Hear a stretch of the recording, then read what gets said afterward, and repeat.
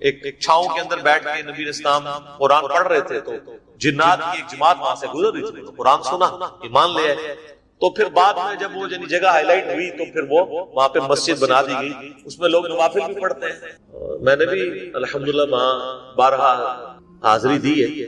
تو ظاہر انبیاء کرام کے جو اس طرح کے مقامات ہیں وہ اللہ تعالیٰ کی شاعر ہے. اس میں جو اہل حدیث کا موقف ہے وہ بالکل غلط ہے، اور امام ابن تیمیہ کا بھی اس کے اوپر میرا ڈیٹیل لیکچر آ چکا ہے، میں آج اس ڈیٹیل میں نہیں پڑھتا. فقالوا انا سمعنا قرانا عجبا، تو انہوں نے آپس میں گفتگو کرتے ہوئے کہا کہ ہم نے تو آج ایک عجیب قرآن سنا، یہدی الی الرشد، جو راہ دکھاتا ہے ہدایت کی طرف. فآمنا بہ، بس ہم ایمان لے آئے. مسلمان ابھی تک ایمان نہیں لا پا رہا. قرآن اس نے یعنی مردے بخشوانے کا ذریعہ بنایا ہوا ہے، حفظ کا ذریعہ بنایا ہوا ہے، محفل قرات کا ذریعہ بنایا ہوا ہے، لیکن قرآن کی تعلیمات کے اوپر ابھی تک اس کی توجہ نہیں ہے. اور ادھر جنات کو دیکھیں کہ ایک ہی دفعہ راہ چلتے ہوئے نبی علیہ السلام کو قرآن پڑھتے ہوئے سنا تو انہوں نے کہا یہ تو کتاب ہدایت کی طرف رہنمائی کرتی ہے، ہم بے شک اس کے اوپر ایمان لے آئے. وَلَن نُشْرِكَ بِرَبِّنَا أَحَدًا، اور ہم ہرگز شریک نہیں بنائیں گے اپنے رب کے ساتھ کسی اور ہستی. یعنی ایمان لانے کا مطلب ہی توحید ہے. ایمان لانے کا مطلب بزرگ باپوں کو ماننا نہیں ہے، توحید ہے، ایک اللہ کا تعارف. اور توحید بھی صرف اللہ کو ماننا نہیں، اللہ کی ماننا اور اللہ کے ساتھ کسی کو شریک نہ ٹھہرانا. اللہ کو تو سارے ماننا ہے، مسئلہ ہے ہی سارا شرک ہے، مسئلہ سارا ہی ٹوٹل اوبیڈینس آف گاڈ کا ہے. تو پہلی جناب نبی علیہ السلام کی تلاوت نے ان کی کایا کلب کر دیا. وَأَنَّهُ تَعَالَى جَدُّ رَبِّنَا مَا اتَّخَذَ صَاحِبَةً وَلَا وَلَدًا، اور بے شک ہمارے اعلیٰ و ارفع رب کی یہ شان نہیں ہے کہ اس نے کسی کو اپنی بیوی یا بیٹا بنایا ہو. یہ ہم بھی پڑھتے ہیں جب سنا وَتَعَالَى جَدُّ، یہ وہی جَدُّ رَبِّنَا، ہمارے اونچی شان والے رب کی یہ شان ہی نہیں ہے کہ اس نے کسی کو اپنی بیوی بنایا ہو یا اپنا بیٹا بنایا ہو. بنیادی وہی توحید کی دعوت ہے.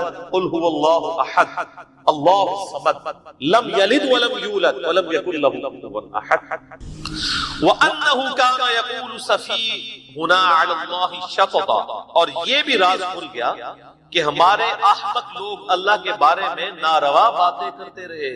ان کو بھی ان کے مولویوں نے گمراہ کیا ہوا تھا. جب انہوں نے اللہ کی بات سنی اللہ کے پیغمبر کی زبان مبارک سے تو انہوں نے کہا یہ ہمارے ملک بابے میں کیا کیا سکھاتے رہے. دیکھ لیں نا، وہ کہہ رہے ہیں کہ ہمارے جو بیوقوفوں نے ہمیں جو پٹیاں پڑھائی ہوئی تھی وہ تو کچھ اور تھی. اچھا آپ دیکھیں، آپ کو سیم اینالوجی یہ بھی نظر آئے گی ہمارے اس معاشرے کی کہ جب پہلی دفعہ کسی پہ حقیقت توحید آشکار ہوتی ہے تو وہ سب سے پہلے یہ کہتے ہیں یار سانو کہڑے پاسے لایا سی انہوں نے ساڈے بڑے آنے. تو اب وہ کہہ رہے ہیں کہ یعنی اس سے یہ لگ رہا ہے شاید وہ عیسائی تھے، کرسچن جن تھے، کیونکہ وہ کہہ رہے ہیں کہ ہمارے رب نے نہ تو بیوی کوئی بنائی ہے نہ کوئی بیٹا بنایا ہے. اس طرح کا کوئی عقیدہ تھا ان کا پہلے، یا کوئی اور ہستیوں کو شریک ٹھہراتے تھے.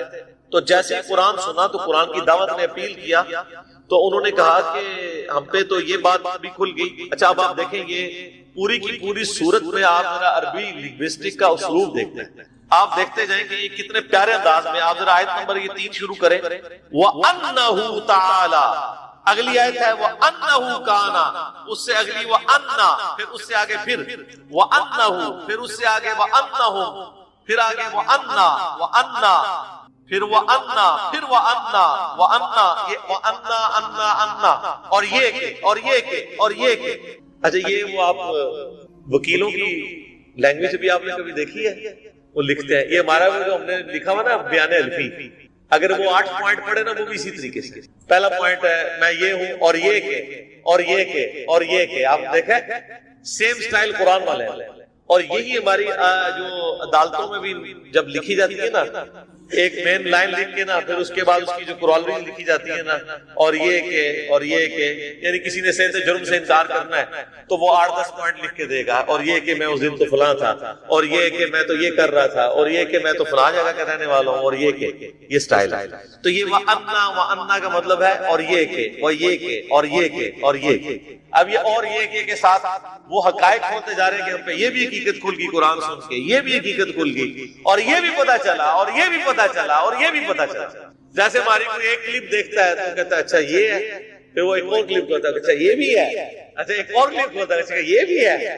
تو کئی لوگ آتے ہیں نا کرتے کرتے کرتے کرتے پھر وائنڈ میں کہتے ہیں اچھا جی یہ کوئی نماز والا مسئلہ بھی ہے کہ نماز کے طریقے کا بھی ایشو ہے. پھر ہم کہتے ہیں ہاں وہ آپ بھی کھل کے دیکھ لیں اس میں بھی ہے. تو یہ بھی اور یہ کہ اور یہ کہ اور یہ کہ یہ اس کا ٹیسٹ ہی زبردست ہے. یہ تو جب کبھی قاری قرآن پڑھ رہے ہوتے ہیں نا, یہ سورۃ الجن, ہماری تو مطلب بدقسمتی ہے کہ یہ صورتیں جو اس طرح کی ہیں وہ صرف رمضان میں پڑھی جاتی ہیں. بہت کم میں نے مساجد دیکھی ہیں جہاں پہ قرآن پاک پورا کور کرتے ہیں وہ سال.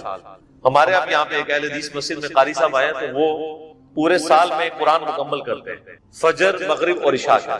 اس طریقے سے اسلام آباد میں بھی ایک مسجد میں قیام اللیل کرتا رہا, تو وہ قاری صاحب روزانہ ایک پاؤ فجر میں پڑھتے تھے اور اس طریقے سے فجر کے اندر پورا قرآن ختم کرتے تھے, ایک قرآن فجر کے اندر اور ایک مغرب اور عشاء کے.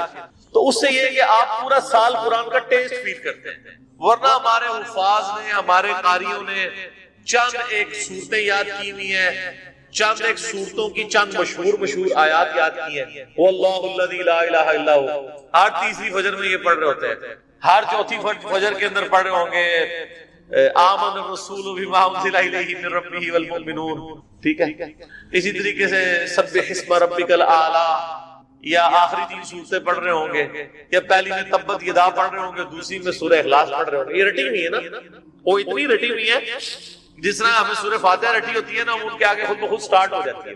لیکن رمضان شریف کے اندر ایک بڑا اچھا موقع ہوتا ہے کہ ہم قرآن کور کرتے ہیں. یقین کریں جب کبھی میں سورہ جن سنتا ہوں نا تو یا اور صورتیں, تو وہ عربی لنگوسٹک کا ٹیسٹ فیل ہوتا ہے. اور یہ کہ اب آپ دیکھیں نا بات کہاں سے سٹارٹ ہوئی ہے. اے نبی فرما دیجئے میری طرف وحی کی گئی کہ جنوں کی ایک جماعت نے قرآن تلاوت کرتے ہوئے مجھے سنا, تو انہوں نے گفتگو کرتے ہوئے آپس میں کہا کہ ہم نے آج ایک عجیب قرآن سنا جو ہدایت اور رہنمائی یعنی ہدایت کی طرف رہنمائی دیتا ہے, بس ہم اس پر ایمان لے آئیں اور ہم ہرگز اپنے رب کے ساتھ کسی کو شریک نہیں ٹھہرائیں گے. اور یہ کہ ہمارا رب جو بڑی شان والا ہے اس نے نہ کسی کو بیوی بنایا نہ کسی کو بچہ. اور یہ کہ ہمارے احمق لوگ اللہ کے بارے میں ناروا باتیں رکھتے ہیں. وَأَنَّا وَنَنَّا أَلَّن تَقُولَ الْإِنسُ وَالْجِنُّ عَلَى اللَّهِ كَذِبًا, اور ہم تو یہ خیال کیے ہوئے تھے کہ انسان اور جن اللہ کے بارے میں کبھی جھوٹ بول ہی نہیں سکتے. اتنے بڑے بڑے بزرگ کیسے جھوٹ بول سکتے ہیں؟ یہ وہی بات آ گئی. یعنی جنات نے کہا کہ ہم سمجھتے تھے کہ جن اور انسان جو کچھ اللہ کے بارے میں عقیدے بتا رہے ہیں, اللہ تو ان کا خالق ہے, کیسے ہو سکتے ہیں وہ اللہ کے بارے میں جھوٹ بولتے ہو. یہاں پہ بھی لوگ کہتے ہیں نا جی اللہ نے بزرگوں کو عطا کیتا ہے, جی بزرگ جو کچھ کر دے اللہ نے ان کو قدرت دی ہوئی ہے. تو جنات کہتے ہیں جب ہم نے نبی الاسلام کا توحید بھرا قرآن سنا تو ہم اس سوچ میں پڑ کے یہ ہو سکتا ہے کہ کوئی جن اور انسان بھی اللہ پہ جھوٹ بولے. تو حقیقت ہے کہ جن اور انسان جھوٹ ہی بول رہے ہیں. وَلَا تَقُولُوا عَلَى اللَّهِ إِلَّا الْحَقَّ, مت کہا کرو اللہ کے بارے میں سوائے وہ بات کے جو حق ہے. اور اس طریقے سے جھوٹ بولنا کہ ہر وہ عقیدہ امت کو بتانا جو اللہ اور اس کے محبوب علیہ السلام نے نہیں بتایا, یہ اللہ پر جھوٹ بولنا. میں نے پچھلے دنوں بھی بتایا تھا کہ بریلوی اور دیوبندی دونوں کے بزرگوں نے یہ مشترکہ عقیدہ لکھا. دیوبندیوں نے اپنی وہ المحند علی المفند میں لکھا, بنیادی عقیدے کی کتاب. بریلویوں نے اپنی کئی کتابوں میں قرآن پاک کی تفسیر کے اندر مشکات المصابی کی تفسیر میں مفتی احمد جان خان نعیمی صاحب نے لکھا کہ ہمارا یہ عقیدہ ہے کہ نبی علیہ السلام کی جو قبر مبارک ہے وہ خانہ کعبہ اللہ کے عرش اور کرسی سے بھی افضل ہے. جب ہم یہ پوچھتے ہیں کہاں لکھا ہوا, وہ کہتے ہیں آپ نبی علیہ السلام کے گستاخ. یہ ویسا ہی ہے کہ اگر کوئی عیسائی کہے کہ ہم حضرت عیسیٰ علیہ السلام کو اللہ کا بیٹا مانتے ہیں تو ہم اس سے اگر پوچھیں کہ یہ کہاں لکھا ہوا ہے, انجیل سے ہی نکال دو, تحریف شدہ انجیل سے ہی نکال دو. اور وہ یہ کہنا شروع کر دے آپ عیسیٰ علیہ السلام کی شان کی منکر. شان کے منکر نہیں ہے, ہم ہر اس بات کے منکر ہیں جو اللہ اور اس کے پیغمبروں نے تعلیم دی. تو یہاں پر بھی دیکھیں جنات کہتے ہیں ہم سوچ بھی نہیں سکتے تھے کہ ہمارے بزرگان دین اللہ پر جھوٹ باندھیں گے, چاہے وہ جنوں میں سے ہو یا انسانوں میں سے. اللہ نے تو کوئی ایسے چیزیں نہیں بتائے. وَأَنَّهُ كَانَ رِجَالٌ مِّنَ الْإِنسِ, اور یہ کہ انسانوں میں سے ایسے لوگ بھی ہیں بیوقوف, يَعُوذُونَ بِرِجَالٍ مِّنَ الْجِنِّ فَزَادُوهُمْ رَهَقًا, کہ وہ جنات کے مردوں کی پناہ حاصل کرتے ہیں اور اس چیز نے جنوں کو غرور میں ڈالا. اگلے زمانوں میں بھی ہوتا تھا, اب بھی ہے کہ جب کبھی بھی سفر کرتے تھے نا تو جا کے وہ کسی جنگل سے گزر رہے ہوتے تھے نا, تو اس جنگل میں داخل ہوتے ہی کہتے تھے کہ اس جنگل کے سب سے بڑے جن کی پناہ میں ہم آتے ہیں، نعوذ باللہ، بجائے اللہ کی پناہ مانگتے ہیں۔ بخاری اور مسلم میں ابن مسعود رضی اللہ تعالیٰ عنہ کا قول موجود ہے، سورہ بنی اسرائیل کی آیت نمبر 56 ہے، جس میں اللہ تعالیٰ فرماتا ہے کہ یہ جن ہستیوں کو اللہ کے سوا پکار رہے ہیں نا، وہ ہستیاں تو خود اللہ سے امید رکھتی ہیں، اللہ کی طرف متوجہ ہوتی ہیں، اللہ کے عذاب سے ڈرتی رہتی ہیں، اس کی رحمت کی امیدوار ہیں، اور یہ بے وقوف انہی ہستیوں کو پکار رہے ہیں۔ اس آیت کی تفسیر میں آیت نمبر 56 بنی اسرائیل، ابن مسعود رضی اللہ تعالیٰ کا قول بخاری اور مسلم دونوں میں موجود ہے، وہ کہتے ہیں کہ یہ ان جنات کے بارے میں نازل ہوئی کہ جن جنات کی لوگ پناہ حاصل کیا کرتے تھے جنگلات میں جا، ان میں سے کئی جنات ایسے بھی ہوتے تھے جو خود مواحد ہوتے اور وہ مذاق اڑاتے تھے، یہ انسان دیکھو ہماری پناہ حاصل کر رہے ہیں، ہماری کیا اوقات ہے۔ میں آپ کو بتاؤں، یعنی لوگ جنات سے ڈرتے ہیں اور جن انسانوں سے ڈرتے ہیں، تو یہاں پہ وہ جنات کہہ رہے ہیں کہ جب سے پناہ لینی شروع کی ہے نا انسانوں نے، انسان بزدل ہوئے نا، تب سے ہی جنات کے اندر غرور آ گیا۔ ان کو تو پتہ ہی نہیں تھا کہ اچھا یہ تو ہماری پناہ حاصل کر رہے ہیں، تو وہ اور اکڑ گئے کہ ہم انسانوں سے سپیریئر ہیں، ورنہ انسان سے کیسے سپیریئر ہے جی۔ وَأَنَّهُمْ ظَنُّوا كَمَا ظَنَنْتُمْ أَن لَّن يَبْعَثَ اللَّهُ أَحَدًا، اور یہ کہ انسانوں نے یہ بھی گمان کیا جیسے تم گمان کرتے ہو کہ اللہ اب کسی کو رسول بنا کر نہیں بھیجے گا۔ اچھا، اس سے اشارہ مل گیا کہ یہ کرسچن جن تھے، اور ظاہر ہے کہ نبی علیہ السلام اور عیسیٰ علیہ السلام کے درمیان آلموسٹ 600 سال کا فرق ہے۔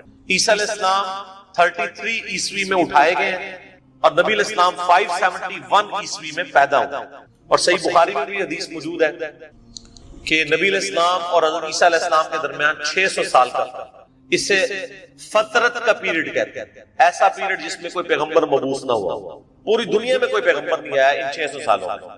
سورۃ المائدہ میں بھی اس کا ذکر موجود ہے کہ اب ایک فترت کے پیریڈ کے بعد ہمارے پیغمبر آ گئے ہیں۔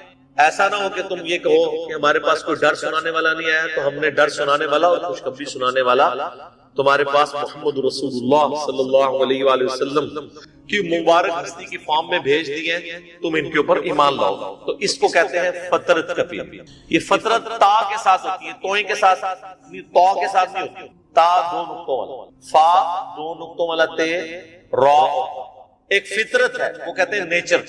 یہ فترت لفظ، فترت کا مطلب ہے گیپ والا پیریڈ، جیسے ہم نبی علیہ السلام کے ماں باپ کو اہل فترت میں شمار کرتے ہیں، اس پیریڈ میں جس پیریڈ میں کوئی ڈر سنانے والا ان کے پاس نہیں ہے، لہذا ان کو کافر نہیں کہا جائے گا بلکہ ان کو اہل فترت کہا جائے گا۔ تو وہ کہتے ہیں کہ انسانوں اور جنوں نے تو یہ گمان کیا ہوا تھا کہ اب شاید کوئی پیغمبر آئے گا ہی نہیں۔ وَأَنَّا لَمَسْنَا السَّمَاءَ فَوَجَدْنَاهَا مُلِئَتْ حَرَسًا شَدِيدًا وَشُهُبًا، تو سنو ہم نے ٹٹولنا چاہا آسمان کو تو ہم نے سخت پہروں اور شہاب ثاقب سے بھرا ہوا پایا۔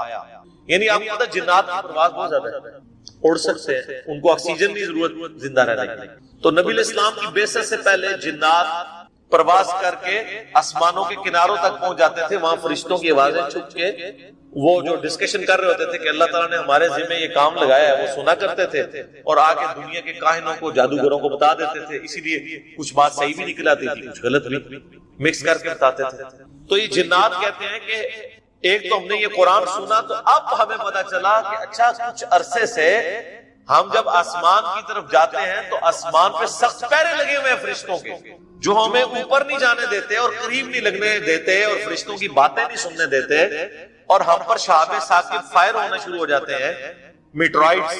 اب پتا چلا کہ یہ آسمان اتنے پہرے میں کیوں تھا، کیونکہ جب پیغمبر آیا ہوتا ہے نا تو اللہ تعالیٰ پھر پیغمبر کی حفاظت کرتا ہے کہ پیغمبر کے ہوتے ہوئے کوئی غلط خبریں نہ مشہور کرے، اور یہ اب قیامت تک کے لیے پیر ہے۔ اب جنات کے اوپر بین ہو گئے، تو اب ذرا ان کی ٹیکنیکل گفتگو سنیں۔ وہ کہتے ہیں اچھا اب پتا چلا کہ یہ جو آسمان پہرے میں تھا اور وہاں پہ شہاب ثاقب ہم پہ فائر ہو رہے تھے راکٹ اللہ کی طرف سے، وہ اس لیے تھے وَأَنَّا كُنَّا نَقْعُدُ مِنْهَا مَقَاعِدَ لِلسَّمْعِ، اور اس سے پہلے تو ہم بڑے آرام سے ان مقامات پر جایا کرتے تھے اور باتیں کان لگا کے سنا کرتے تھے، لیکن اب کیا حالت ہے؟ فَمَن يَسْتَمِعِ الْآنَ، اب اگر ہم سننے کی کوشش کرتے ہیں يَجِدْ لَهُ شِهَابًا رَصَدًا، تو ہم میں سے کسی نہ کسی کے اوپر شہاب ثاقب داغ دیا جاتا ہے۔ وَأَنَّا لَا نَدْرِي أَشَرٌ أُرِيدَ بِمَن فِي الْأَرْضِ، ہمیں نہیں پتا کہ اب یہ جو کچھ ہونے جا رہا ہے اس سے اللہ تعالیٰ نے زمین میں کسی شر کا ارادہ کر لیا ہے کہ زمین کو تباہ و برباد کرے گا، ام اراد بہم ربہم رشدا، یا ان کے رب نے یہ ارادہ کیا ہے کہ لوگوں کی ہدایت کا کوئی بندوبست کیا جائے۔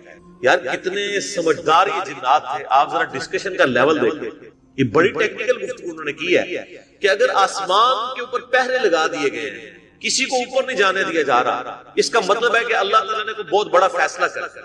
فیصلہ یہ ہے کہ یا تو مخلوق کی تباہی کا فیصلہ کر دیا اور یا ان کی ہدایت کا فیصلہ، اور بیک دونوں باتیں درست، کیونکہ جب پیغمبر آتا ہے نا تو پیغمبر کے ماننے والوں کی ہدایت کا فیصلہ ہوتا ہے اور پیغمبر کے مخالفین کی تباہی کا فیصلہ ہوتا ہے۔ ظاہر ہے جو پیغمبروں کا انکار کرتا ہے تباہ و برباد ہوتا ہے۔ تو وہ کہتے ہیں کہ اچھا اب پتا چلا کہ چونکہ پیغمبر آئے ہوئے ہیں، اسپیشل پروٹیکشن ہے، اس کا مطلب ہے کہ اللہ نے فیصلہ کر دیا ہے کہ اب اس دنیا کے اوپر لوگوں کو ہدایت کی وجہ سے کامیابی کی طرف لے کے جانا ہے، اور جو وقت کے پیغمبر محمد رسول اللہ صلی اللہ علیہ وآلہ وسلم کا انکار کرنے والے لوگ ہیں وہ تباہ و برباد ہیں۔ انہوں نے کس طرح کڑیاں ملانے شروع کر دی، وَأَنَّا مِنَّا الصَّالِحُونَ وَمِنَّا دُونَ ذَلِكَ، اور یہ کہ ہم میں نیک بھی ہیں اور برے بھی ہیں، كُنَّا طَرَائِقَ قِدَدًا، اور ہم تو کئی راستوں پر گامزن، یعنی ہمارے اندر بھی کئی ایک فرقے بنے ہوئے ہیں، کئی ایک راستے بنے ہوئے ہیں۔ آپ حیران ہوں گے کہ صوفیاء جو یہ طریقت کا لفظ لیتے ہیں نا، اس لفظ سے لیتے ہیں۔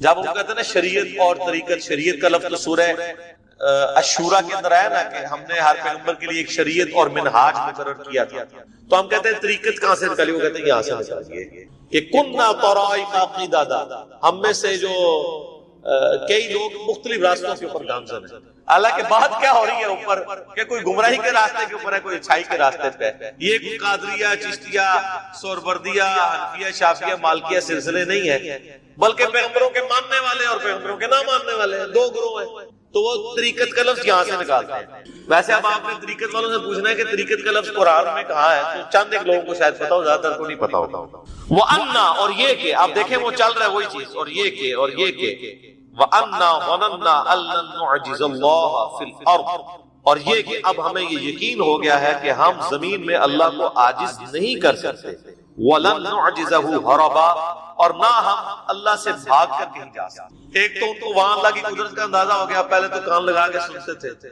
جب وہ پابندی لگ گئی، ادھر پیغمبر آ گئے، انہوں نے کہ نہیں بھائی اب پیغمبر کو ماننے میں ہی آپ، ورنہ اللہ تعالیٰ نے کوئی لگتا ہے کہ مخلوقات کے لیے فیصلہ کر دیا۔ اب ہمیں یہ یقین آ گیا کہ نہ ہم زمین میں اللہ کو عاجز کر سکتے ہیں، نہ اللہ سے بھاگ کے ہم کہیں جا سکتے ہیں۔ وَأَنَّا لَمَّا سَمِعْنَا الْهُدَىٰ آمَنَّا بِهِ، اور اب وہ دیکھیں کہ یہ بات جا کے باقی بھائیوں میں بھی کر رہے ہیں، اور یہ کہ ہم نے جب یہ پیغام سنا، دیکھو ہم تو ایمان لے آئے ہیں اس پر، قرآن پر۔ فَمَن يُؤْمِن بِرَبِّهِ فَلَا يَخَافُ بَخْسًا وَلَا رَهَقًا، پس جو شخص اپنے رب پر ایمان لاتا ہے تو اسے نہ کسی نقصان کا خوف ہوگا نہ کسی ظلم کا۔ یعنی نہ صرف انہوں نے ایمان قبول کیا بلکہ ایمان قبول کرتے ایک دائی بھی بن، کسی مدرسے سے ڈگری بھی نہیں لی انہوں نے، جا مزے کی بات دیکھیں نا، کہیں جا کے پڑھتے کوئی عربی صرف ناف سیکھتے یہ وہ نہ، انہوں نے نبی علیہ السلام سے چند آیات سنی جنات، اور آگے جا کے دعوت تبلیغ کا کام شروع کر، اور نبی علیہ السلام کو پتہ بھی نہیں ہے، جیسے ہمیں نہیں پتا ہوتا کہ ہماری ویڈیو سن کے کون کہاں دعوت و تبلیغ کا کام کر رہا ہے، ہمیں کوئی آگے بتاتا ہے تو پتہ چلتا ہے۔ نبی علیہ السلام کو بھی اللہ نے وحی کے ذریعے بتایا کہ آپ کی قرآن کی تلاوت سن کے تو ایک جنات کی پوری جماعت نے نہ صرف اسلام قبول کیا ہے بلکہ انہوں نے تو جا کے اپنی قوم میں بھی دعوت توحید کو عام کرنا شروع کر دیا۔ یہ نبی علیہ السلام کی مبارک دعوت برکت۔ تو صحیح بخاری میں حدیث ہے بلغوا عنی ولو آیہ، پہنچا دو میری طرف سے خواہ تمہیں ایک آیت ہی آتی، اور ساتھ ہی آپ علیہ السلام نے فرمایا میری طرف جھوٹ نہ منسوخ کرنا، جس نے میری طرف جھوٹ منسوخ کیا وہ اپنا مقام دوزخ میں دے۔ اور بنی اسرائیل کی روایات بیان کرنے میں حرج نہیں ہے، لیکن نہ اس کی تصدیق کرو نہ تکذیب، ہو سکتا ہے وہ سچی ہو سکتا ہے وہ جھوٹی ہو۔ آج انشاءاللہ سورۃ النازعات سے آغاز کریں گے، ظاہر یہ ساری مکی صورتیں ہیں۔ والنازعات غرقا، قسم ہے ان فرشتوں کی جو غوطہ کھا کر غوطہ لگا کر کھینچتے ہیں، اور اس کے اوپر اتفاق ہے، اس سے مراد وہ فرشتے ہیں جو انسان کی جان نکالنے پر مامور ہیں، ملک الموت علیہ السلام ان کے ساتھ اٹیچ فرشتے، کہ وہ جو گنہگار لوگ ہیں ان کے جسم میں گویا کہ غوطہ لگا کے ان کی ایک ایک رگ و جان سے روح نکالتے ہیں، اور سخت تکلیف ہوتی ہے۔ یہ ایک ٹاپک ہی الگ ہے، اس پہ گھنٹوں بولا جا سکتا ہے، چونکہ میں آلریڈی اس کے اوپر 2 لیکچرز ڈیٹیل ریکارڈ کروا چکا ہوں۔ مسئلہ نمبر 117A اور 117B۔ 117A جو ہے وہ عذاب قبر سے ریلیٹڈ 10 آیات میں نے قرآن حکیم کے مختلف پورشن سے کور کی تھی، اور 117B میں 17 صحیح الاسناد حدیث اکثر بخاری اور مسلم سے عذاب قبر سے ریلیٹڈ، اور نیک بندے کی جب روح نکلتی ہے اس کے ساتھ کیا معاملات ہوتے ہیں، برے بندے کی روح جب نکلتی ہے اس کے ساتھ کیا ایشوز ہوتے ہیں، اس حوالے سے ڈیٹیل احادیث آپ کو سنن ابی داؤد کے اندر اور سنن نسائی کے اندر ملے گی کہ جب ایک نیک بندے کی روح نکالنے کا وقت آتا ہے تو فرشتے کس فارم میں اس کے سامنے آتے ہیں، اس کو کس پروٹوکول کے ساتھ اللہ کے حضور پیش کرتے ہیں، وہ خود آمادہ ہو جاتا ہے اس بات میں کہ اس کی روح نکالی۔ صحیح بخاری میں حدیث ہے، بڑی لمبی حدیث ہے، اس کا ایک پورشن اللہ تعالیٰ فرماتا ہے کہ مجھے کسی کام میں تردد نہیں ہوتا، ریلکٹنٹ میں نہیں ہوتا، ہچکچاہٹ مجھے نہیں آتی کوئی کام کرتے ہوئے، سوائے ایک کام کے کہ جب مجھے اپنے کسی نیک بندے کو موت دے، وہ زندگی کو پسند کر رہا ہوتا ہے اور میں اسے اپنے پاس لانا چاہتا ہوں۔ ظاہر ہے دنیا میں کوئی انسان نہیں ہے جسے زندگی محبوب نہ ہو، اگر زندگی محبوب نہ ہو تو زندہ رہنے کی تڑپ ہی ختم ہو جائے۔ تو صحیح بخاری کی حدیث کے الفاظ ہیں کہ میں بھی ہچکچاہٹ محسوس کرتا ہوں کہ میرا بندہ موت کو پسند نہیں کرتا اور میں اسے موت دینا چاہتا ہوں۔ تو اسی کی ڈیٹیلز آپ کو سنن ابی داؤد میں اور سنن نسائی میں ملیں گی کہ فرشتے بڑی اچھی شکل میں نیک بندے کے پاس آتے ہیں، اس کے یعنی یہاں پر ریشمی رومال لا کے رکھا جاتا ہے، پورے پروٹوکول کے ساتھ فرشتے اسے آخرت کی طرف ابھارتے ہیں کہ تمہارا رب تمہارے انتظار میں، حتیٰ کہ وہ خود پھر خواہش کرتا ہے کہ میری روح نکالی جائے۔ یا ایتھا النفس المطمئنہ ارجعی الی ربک راضیۃ مرضیہ فادخلی فی عبادی وادخلی جنتی۔ اے اطمینان والی جان، اپنے رب کی طرف لوٹ اس حال میں کہ تو اپنے رب سے راضی اور تیرا رب تجھ سے راضی، آ میرے نیک بندوں میں داخل ہو اور میری جنت میں آ جائے۔ اور بالکل سائملٹینیس کنٹراسٹ انہی احادیث میں ابو داؤد اور نسائی کی آتا ہے کہ جو بدکار انسان ہے اس کی روح جب قبض کی جاتی ہے تو اس پہ بڑا یعنی برا وقت، اسی وقت اس کے اوپر نظر کا عالم طاری ہو جاتا ہے، تکلیف کا عالم شروع ہو جاتا ہے۔ تو ظاہر ہے کہ فرشتے اللہ کی طرف سے مامور ہیں روح نکالنے کے اوپر۔ تو پہلی آیت میں ان لوگوں کی روح نکالنے کا ذکر ہے کہ جو بدکار ہو، والنازعات غرقا، قسم ہے ان فرشتوں کی جو غوطہ لگا کر کھینچ لیتے، والناشطات نشطا، اور قسم ہے ان کی جو آسانی کے ساتھ بند کھول دیتے۔ نیک بندے کی روح اس طرح نکلتی ہے جیسے مکھن میں سے بال نکلتی، جیسے مشکیزے کی کسی نے گرا کھول، بڑی آسانی کے ساتھ اس کی روح نکل جاتی ہے۔ والسابحات سبحا، اور قسم ہے ان فرشتوں کی جو تیزی سے تیرنے والے ہیں، یعنی وہ انسان کے اندر گھس کے اس کی روح کو نکالتے ہیں نا۔ والسابقات سبقا، اور قسم ہے ان فرشتوں کی جو سبقت لے جانے والے ہیں، اللہ تبارک و تعالی کے حکم کی پیروی میں سبقت لے جانے والے، یعنی فرشتے اللہ تعالیٰ کی طرف سے مامور ہیں اس کے حکم کی پیروی کرنے کے لیے، اور وہ ہر وقت تیار رہتے ہیں کہ ہمارے رب کی طرف سے ہمیں حکم آئے اور ہم اس حکم کی پیروی اختیار کریں۔ فالمدبرات امرا، اور پھر وہ ہر کام کا انتظام کرنے والے، یعنی اللہ تعالیٰ جو تدبیر مقرر کرتا ہے فرشتوں کے لیے، ان کو جو ڈیوٹیز اسائن کرتا ہے وہ کام کرتا ہے۔ یہ دنیا میں جتنے کام ہو رہے ہیں نا، اللہ تعالیٰ نے ان کے اوپر فرشتے مامور کیے۔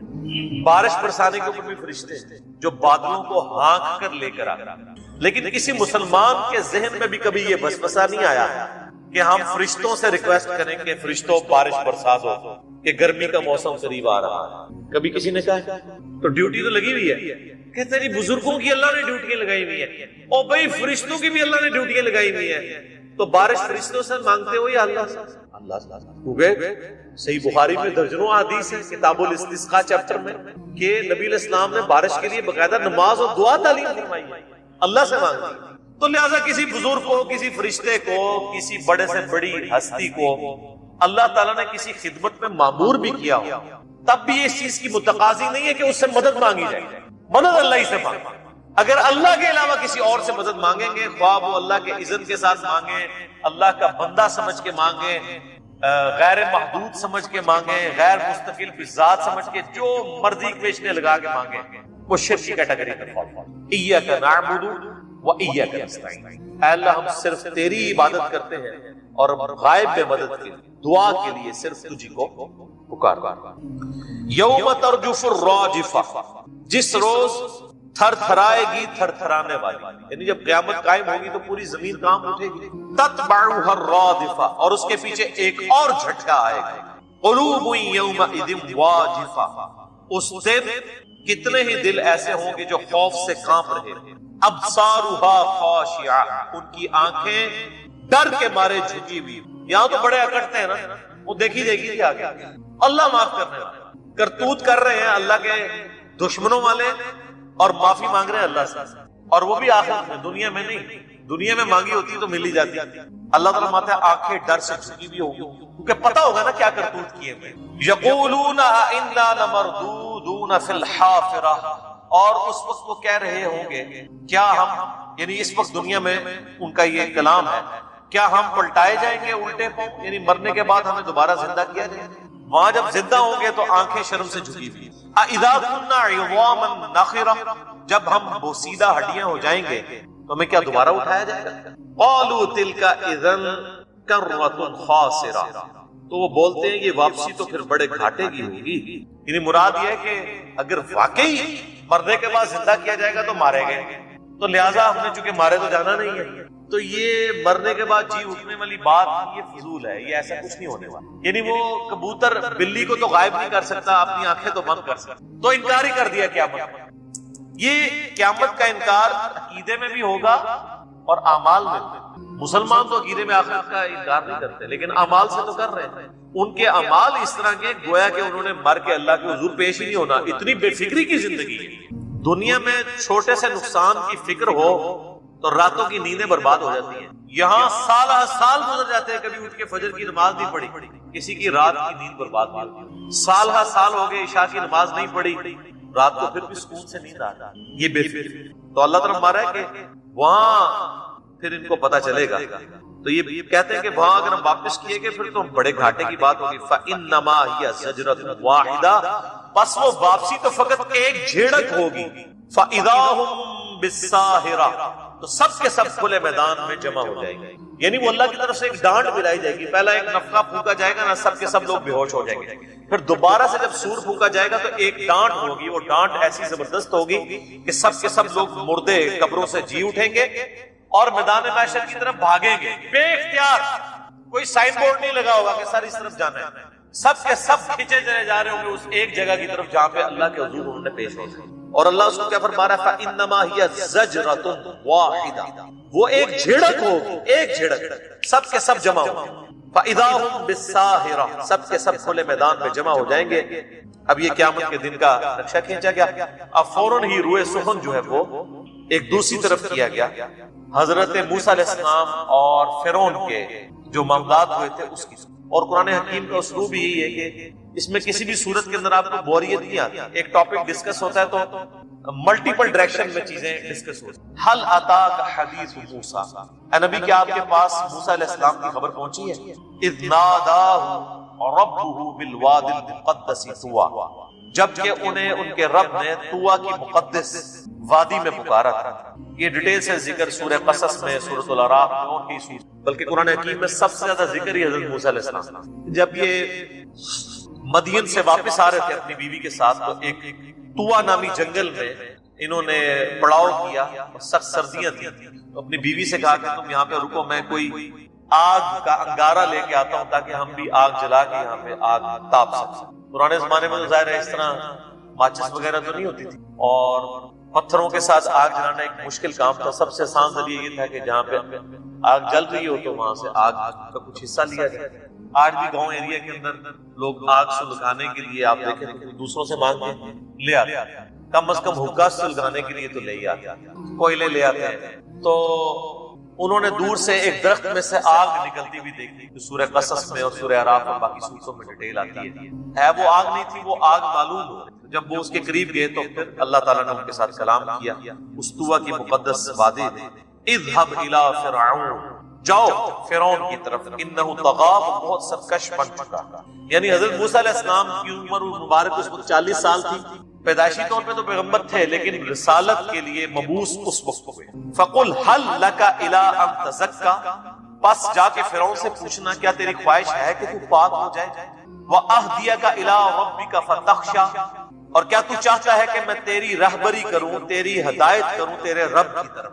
تو سرکش ہو چکا ہے، تو میرے ریپریزنٹیٹو بن کے موسیٰ علیہ السلام کو اللہ نے فرمایا تم میرے ریپریزنٹیٹو نمائندہ بن کے فرعون کے پاس جاؤ اور اسے کہو کہ اگر تمہیں کوئی خوف ہے تو میں تمہیں ہدایت کا راستہ دکھاؤں، تم کس گمراہی کے اندر پڑے ہوئے؟ فَأَرَاهُ الْآيَةَ الْكُبْرَى، بس انہوں نے جا کر ان کو بڑی نشانیاں دی، دو بڑی نشانیاں سورہ اعراف میں آئی ہیں جو بڑی نشانیاں تھیں دو۔ ایک تو اللہ تعالیٰ نے ان کے ہاتھ میں جو عصا تھا وہ پھینکتے تھے وہ اژدہا بن جاتا ہے، پلانٹ کنگڈم اینیمل کنگڈم میں بدل گئے، انبلیویبل چیز ہے یہ، سائنٹیفکلی امپاسبل، یہ معجزہ ہی ہو سکتا ہے، عقل کو عاجز کرنے والی چیز۔ اور دوسرا وہ اپنا ہاتھ اپنی بغل میں یوں داخل کرتے تھے، یوں نکالتے تھے تو گویا وہ سورج کی طرح روشن ہو جاتا ہے، حد نگاہ تک روشن، ابھی کوئی انسان کر کے تو نہیں دکھا سکتا۔ یہ دو بڑے معجزات تھے جو حضرت موسیٰ علیہ السلام کو نشانی کے طور پہ اللہ تعالیٰ نے دیے کہ اس کی بنیاد پہ وہ کلیم کریں کہ میں اللہ کا ریپریزنٹیٹو ہوں۔ تو اس نے تو ظاہر ہے اس کی تو مت ماری بھی تھی، اس کی چودراہٹ سٹیک پہ لگی ہوئی تھی، اس نے بھی سمجھا کہ شاید یہ کوئی جادوگر ہے، اور پھر آپ کو پتا ہے اس نے جادوگروں کو اکٹھا کیا اور ایک دن مقرر کیا، انہوں نے اپنی رسیاں پھینکی، وہ لوگوں کو سانپ نظر آئیں حالانکہ سانپ نہیں تھی، پھر موسیٰ علیہ السلام کو اللہ نے وحی کی، انہوں نے اپنا عصا پھینکا، وہ ساری رسیوں کو جو ہے رسیاں تھی لیکن لوگوں کو سانپ نظر آ رہی تھی، نظر کے دھوکے کی وجہ سے نکل گئی۔ تو جادوگر تو فوراً ہی مان لیا، ان کو پتا چل گیا کہ یہ جادوگر نہیں ہے، اور جس نے جادوگر ہائر کیے ہوئے تھے اس نے بجائے بات قبول کرنے کے اس نے نیا لیم ایکسکیوز ڈیوائز کر لیا، اس نے کہا کہ یہ موسیٰ لگتا ہے تمہارا ہی بڑا ہے، تمہیں بھی اس نے ہی سکھایا ہوا۔ دیکھ کیا کدھر کی بات کدھر لگا، جب بات نہ ماننی ہو دل بے ایمان تے اٹھتا ٹیر، جب بات نہ ماننی ہو تو آپ جھوٹے بہانے بے شمار کھڑے۔ فَأَرَاهُ الْآيَةَ الْكُبْرَى، پس موسیٰ علیہ السلام نے جا کر بڑی بڑی نشانیاں ان کو دکھائیں فرعونیوں کو، فَكَذَّبَ وَعَصَىٰ، لیکن اس نے جھٹلایا اور نافرمانی کی روش اختیار کر دی۔ ثُمَّ أَدْبَرَ يَسْعَىٰ، پھر وہ روگرداں ہو کر فتنہ انگیزی میں کوشاں ہو گیا، بجائے بات ماننے کے الٹا موسیٰ علیہ السلام کے قتل کے فتوے جاری کرنے شروع کر دیا۔ فحشر فنادا، پھر اس نے ساری اپنی جو سلطنت کے لوگ تھے ان کو جمع کیا، فقال انا ربکم الاعلی، اور کہنے لگا میں ہوں سب سے بڑا تمہارا رب۔ اچھا یہ جو وہ رب کا دعویٰ کرتا تھا نا، وہ کریٹر آف یونیورس ہونے کا دعویٰ نہیں کر رہا تھا، سب کو پتا تھا فرعون پیدا ہوا ہے، فرعون تو ایک ٹائٹل ہے، مصر کے بادشاہ فرعون کہلاتے تھے، روم کے بادشاہ کیسر کہلاتے تھے، اور پرشین امپائر کے بادشاہ جو تھے کسرا کہلاتے تھے، حبشہ کے جو حکمران تھے وہ نجاشی کہلاتے تھے۔ یہ ٹائٹلز فرعون 1، فرعون 2، فرعون 3، اس طرح نسل در نسل، ظاہر ہے سب کو پتا تھا یہ پیدا ہوا ہے، یہ کریٹر آف دا یونیورس تو نہیں ہے۔ وہ رب ہونے کا دعویٰ کیا کرتا تھا کہ میں حکمران ہوں، سیاسی حکومت اور سیاسی رب ہونا مطلب کہ سارا اختیار میرے پاس ہے۔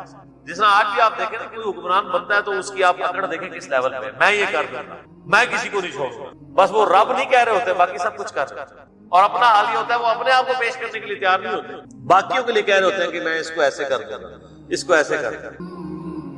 تو اس نے کہا میں ہوں تمہارا رب نہ ہوں، اور سورہ الزخرف میں ڈیٹیل ملتی ہے کہ وہ پھر کہتا ہے کہ دیکھو یہ جتنا نہری نظام ہے مصر کا، جو دنیا کی زرخیز ترین سرزمین تھی اس وقت بھی اور آج، اسی لیے تو مصر پھر تمدن میں بہت اوپر چلا گیا۔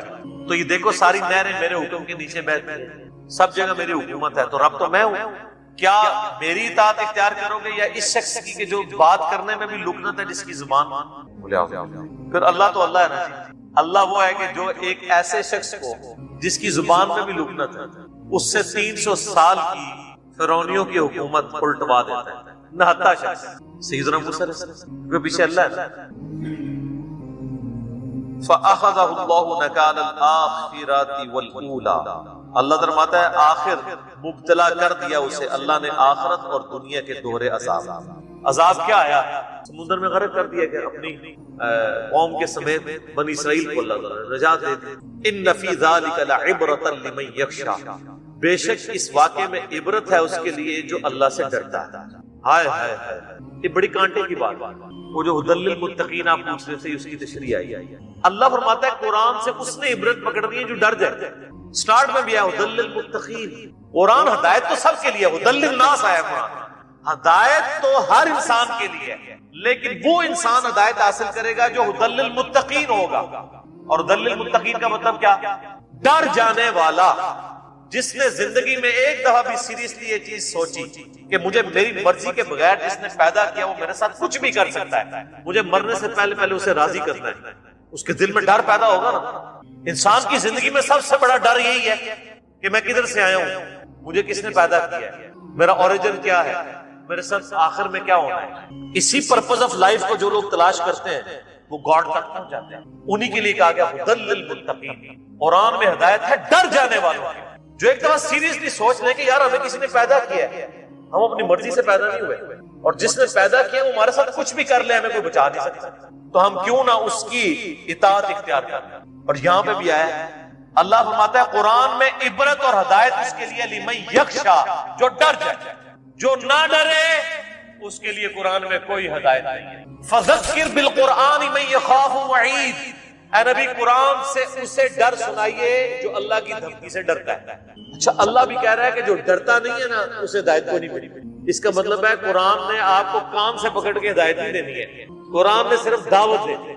اگر آپ ہدایت قبول کرنے کے لیے تیار نہیں ہے تو دنیا کے سارے پیغمبر مل کے، دنیا کی ساری کتابیں نامی مل کے آپ کو ہدایت نہیں دے سکتے۔ دیکھ لو آپ کتنے طاقتور ہیں، اگر آپ گمراہی پہ اتر آئے سارے پیغمبر مل کے آپ کو ہدایت نہیں دے سکتے، ساری کتابیں مل کے نہیں دے سکتے، اللہ تو ویسے ہی نہیں دے گا۔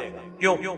اس لیے کہ ہدایت اس کائنات کی سب سے قیمتی چیز، جو قیمتی چیز کی قدر نہ کرے اس کو اللہ ہدایت نہیں دے، اور جو قدر کر لے وہ چاہے بلال حبشی ہو اس کو ہدایت مل جائے گی، اور اس کے آقا کو امیہ ابن خلف کو نہیں ملے گی۔ اور جو ہدایت کا طلبگار ہو چاہے وہ ایک غلام زادہ عمار ابن یاسر کیوں نہ ہو اس کو ہدایت مل جائے گی، لیکن اس کے آقا ابو جہل کو، جسے ابو الحکم کہا جاتا ہے، حکمت کا باپ، سب سے جینیس بندہ عرب کا، اسے بات نہیں سمجھ آئی، اس کے غلام کو، یاسر کو بھی اور سمیہ کو بھی، اور ان کے بچے عمار کو بھی سمجھ آیا۔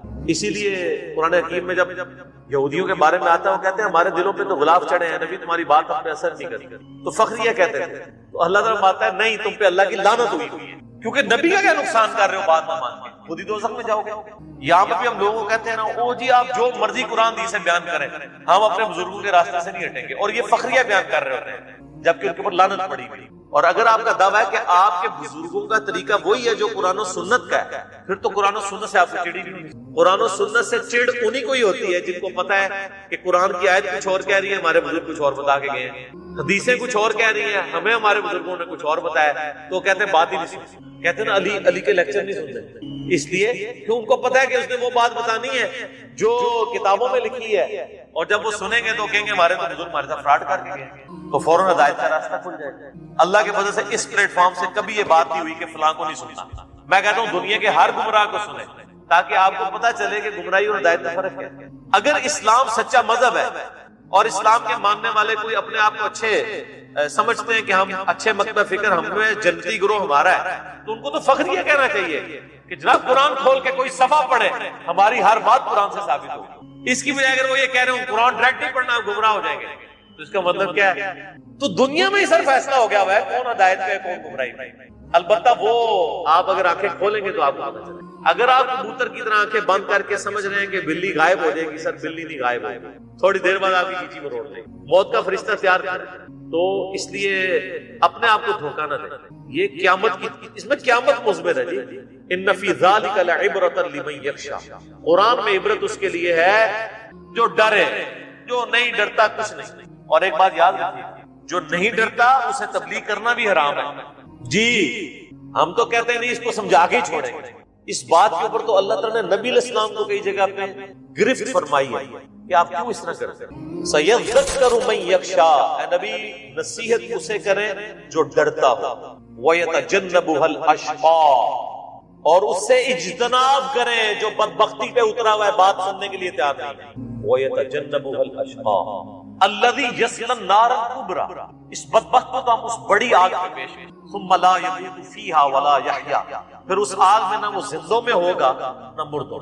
قَدْ أَفْلَحَ مَن تَزَكَّىٰ، بے شک کامیاب تو وہ ہوا جس نے اپنے نفس کا تزکیہ کر لیا، پاک ہو گیا خود، وَذَكَرَ اسْمَ رَبِّهِ